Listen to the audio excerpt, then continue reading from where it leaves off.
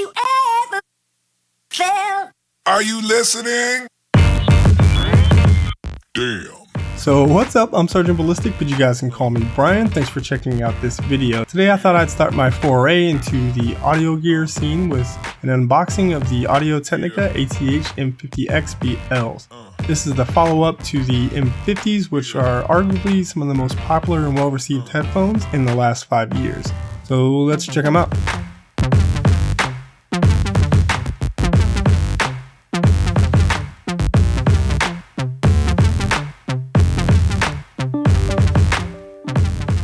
So as a quick disclaimer, I am no hardcore audiophile or a headphone head or whatever you want to call it. I'm just learning about a lot of this stuff, the terminology, pretty recently.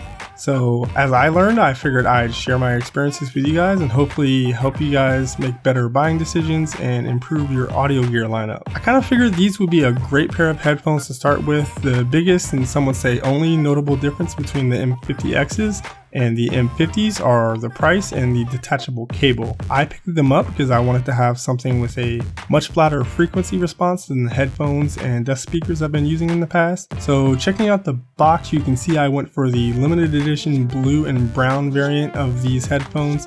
They also come in white, black, and now I think there's another limited edition green color scheme. I really hope Audio-Technica will produce a red edition as they did with the M50s. Red's my favorite color and I would buy them in a second. So I picked them up in the bundle that included a small free amp for the same price on Amazon. Check the description below for pricing and availability. The MSRP is $239, but you should be able to find them for well below that.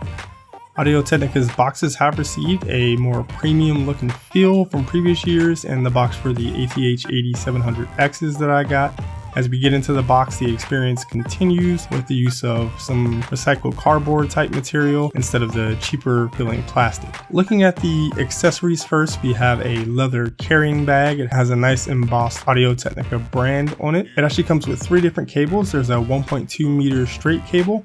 This should be good for on-the-go listenings with your phone or MP3 player, a 3 meter cable, and a 1.2 meter to 3 meter coiled cable, which should be good for listening environments that require longer runs. I'll probably be using the coiled cable the most while I'm sitting at my desk and the shorter straight cable while I'm on the go and travel. But with the older M50s, you actually had to choose whether you wanted a coiled cable or straight cable and what length it was, and you were stuck with it unless you felt like modding the headphones. Finally, for the accessories, there's a 3.5mm to 1/4 inch adapter which locks on and can attach to any of the 3 cables. On the opposite end of all the cables, there is a proprietary locking mechanism which allows them to attach to the headphones.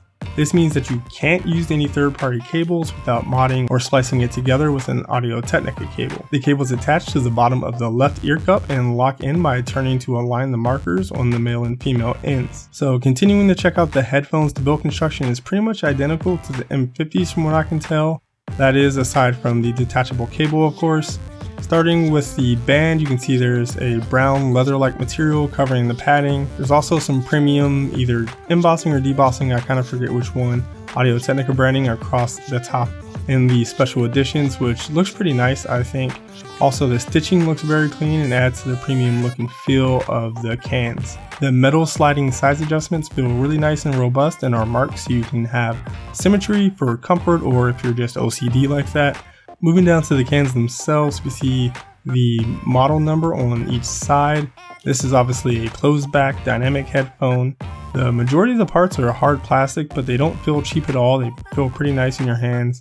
These have the tried and true M series articulation. They can fold up to fit in the included bag. They can also be rotated and pivoted 90 degrees for easy one ear listening or laying flat on a table or kind of sitting around your neck. There's a nice metal insert which is coppery brown on these, but I believe they're silver on just about every other edition or variation.